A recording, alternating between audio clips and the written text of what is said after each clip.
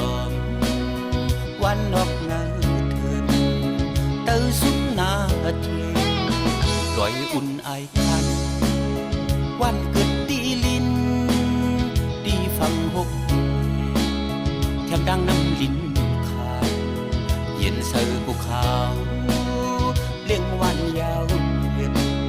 xóm xin tang dàn cây theo mừng lời sợ thương hoài đi lung chiều nong chu mưa liệt hấu ha su tận qua muôn tơ hôm cuối hiền thực hành biển mi vây thương giam đi nong sầm cây tay có hắc lơ nhìn khúc dở lại hôm mấy hôm hiền ở khiên loạt vàng cu sâu văn khai yuan su văn đi phan đi mi khởi yom hư đi âm mi văn lưng sai sơ khứ ha dừng lực như sao văn mừng sự hùng giờ mà thương bó thông ta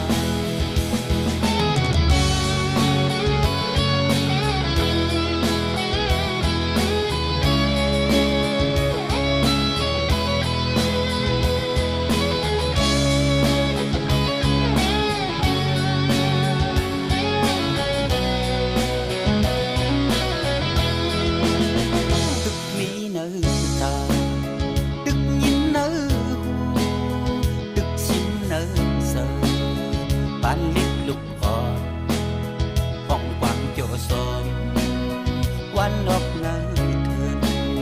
tơ xuống na thiên đòi un ai khăn quan cất đi linh đi phăng hốc theo đang nằm linh khao yên sơ cuộc khao liên quan giao hiệp xóm xin tang dàn cây theo mừng lời sợ thương hoài đi lung chiều nong chu mưa liệt hấu ha su tận qua muôn tơ hôm cuối hiền thực hành biển mi vây thương giam đi nong sầm cây tay có hắc lơ nhìn khúc dở lại hôm mấy hôm hiền ở khiên loạt vàng cu sâu văn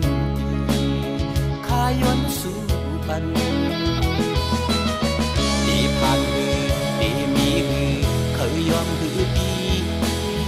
âm mi văn lưng sai sơ khứ ha dừng lực như sao văn